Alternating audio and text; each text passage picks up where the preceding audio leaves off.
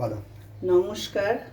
আজকে আমি একটা নিরামিষ পদ নিয়ে এসেছি, লাউ শাকের চচ্চড়ি। লাউ শাক সেদ্ধ করা আছে, এখানে কুমড়ো, আলু ভাজা, শিম, বেগুন সব ভাজা আছে, আলু টালু সব সেদ্ধ হয়ে গেছে।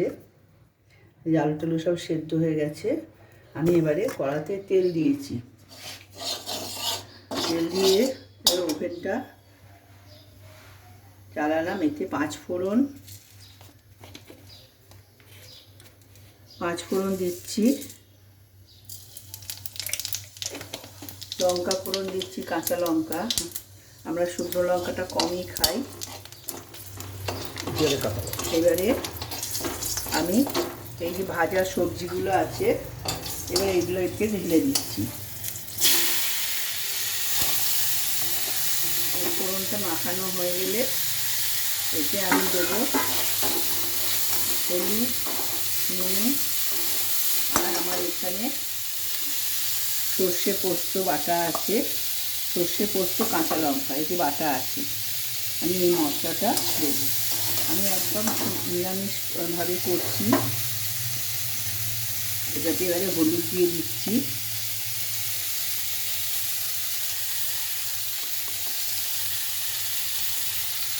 হলুদ দিয়ে দিলাম, নুন দিচ্ছি।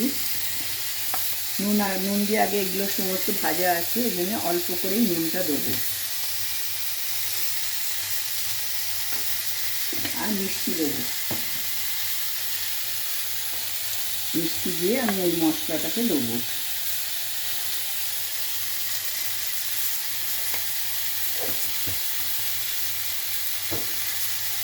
যেহেতু নিরামিষ সবজি, একটু শাকেতে একটু মিষ্টি দিতে হয়, দিলে ভালো লাগে খেতে। এবারে আমি এই মশলাটাকে দিয়ে দিচ্ছি।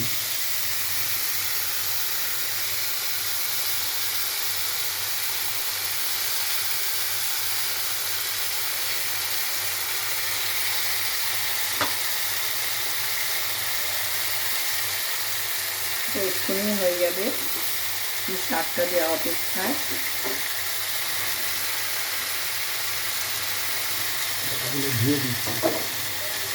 এটাকে একটু মশলাটা মাখিয়ে নিই। এবারে আমি এই শাকটাকে দিচ্ছি, লাউ শাকটাকে দিয়ে দিচ্ছি।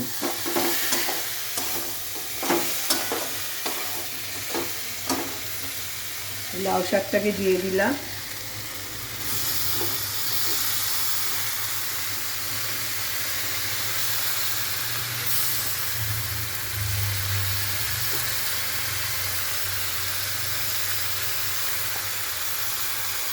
লাউ শাকের জলটা, এই যে মশলা আছে, মশলার বাটিগুলো সব দিয়ে আমি লাউ শাকের মধ্যে দিয়ে দিচ্ছি।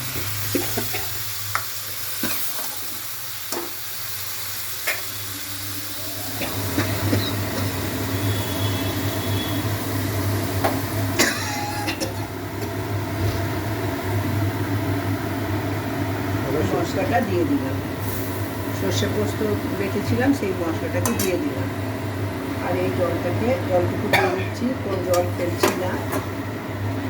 এবার আঁচটা বাড়িয়ে দিলে এগুলো মাখিয়ে নিয়ে আমার এই চচ্চড়ি একটুখানি শুকিয়ে উঠলে দিয়ে দেবো। সবই সেদ্ধ হয়ে গেছে, সিম টিম সব সেদ্ধ হয়ে গেছে।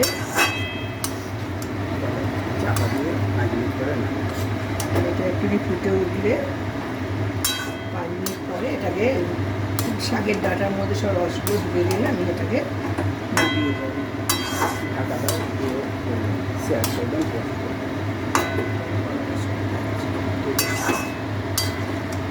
এবার একটু ঢাকা দিয়ে এটাকে একটুখানি ফুটতে দিচ্ছি। এটা একটুখানি ভাজা হয়ে গেলেই নামিয়ে দেবো। আপনারা এটা করবেন, একদম নিরামিষ পদ। আমরা মোটামুটি বেশি পেঁয়াজ খাই না, নিরামিষই করি। ঢাকা দিয়ে দিলাম। আপনারা এটাকে